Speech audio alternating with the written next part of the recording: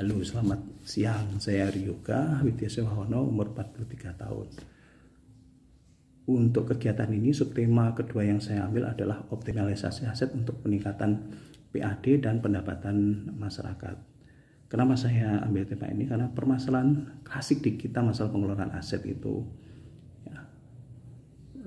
ketidakjelasan status hukum, penggunaan oleh orang lain, dan pemahaman terhadap administrasinya. Ditengarai banyak aset kita yang tidak cukup tersaji datanya dan administrasinya, dan di lapangan telah diduduki oleh pihak yang tidak berhak.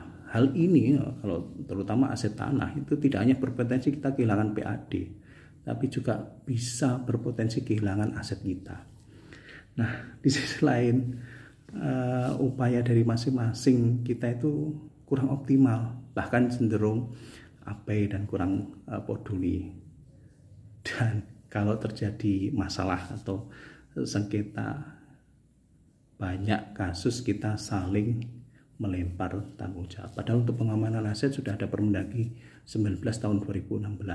Di situ sudah diatur bagaimana kalau aset itu di pengguna maupun di pengelola. Nah, terkait masalah ini kami memberikan gagasan untuk carikan solusi, yaitu pertama perlunya dilakukan langkah strategis dalam rangka pengelolaan aset, yaitu pendataan menyeluruh terhadap seluruh aset hasil APBD secara spasial, yakni terdata ruang, tempat lokasi, dan penggunaannya melalui aplikasi data spasial semacam ArcGIS.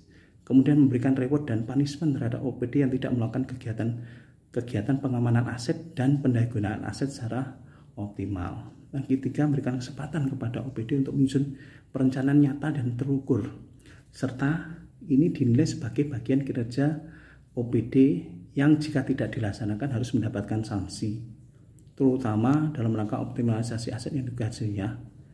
Ini harus berbasis pada peningkatan ekonomi lingkungan sekitarnya. Keempat, kita memberikan penilaian tersendiri ya terhadap OPD yang tidak bisa menyajikan data asetnya secara spasial. Jadi data itu tidak hanya berupa tabulisasi data Excel ya, tapi juga harus berupa data spasial. Dan ini tidak hanya berlaku terhadap OPD pengguna, tapi juga pengelola barang. Yang kelima, kita membuka kesempatan masyarakat untuk memanfaatkan tanah, terutama tanah kita dengan kajian tertentu ya, baik untuk tempat tinggalnya maupun untuk tempat usahanya. Keenam, kita melaksanakan terhadap aset-aset terutama tanah ya yang membebani kita tidak bisa mengelolanya dengan baik, maka lebih baik kita pindah tangankan, bisa kita tukar maupun kita jual dan lain sebagainya dengan berdasarkan kajian tertentu. Nah, terkait solusi yang kami berikan, maka langkah nyata yang harus dilakukan pertama yaitu menyusun rencana aksi dalam penilaian kerja OPD berdasarkan urusan ya, akan lebih jauh terhadap pelaksanaan urusannya yang berpengaruh besar terhadap nantinya harus dipengaruhi terhadap tunjangan kinerja. Bahkan diberikan sanksi kepegawaian terhadap ASN atau OPD yang tidak menyajikan data spasial aset, mengamankan aset berdasarkan urusannya. Contoh untuk bangunan liar di atas irigasi, maka mereka ASN di bidang pengairan yang harus melaksanakan pembongkaran itu bekerjasama dengan Satpol PP, maupun tidak menyusun perencanaan untuk optimalisasi aset, contoh tidak menyusun perencanaan untuk restribusi pedagang yang ada di bahu jalan dan sebagainya.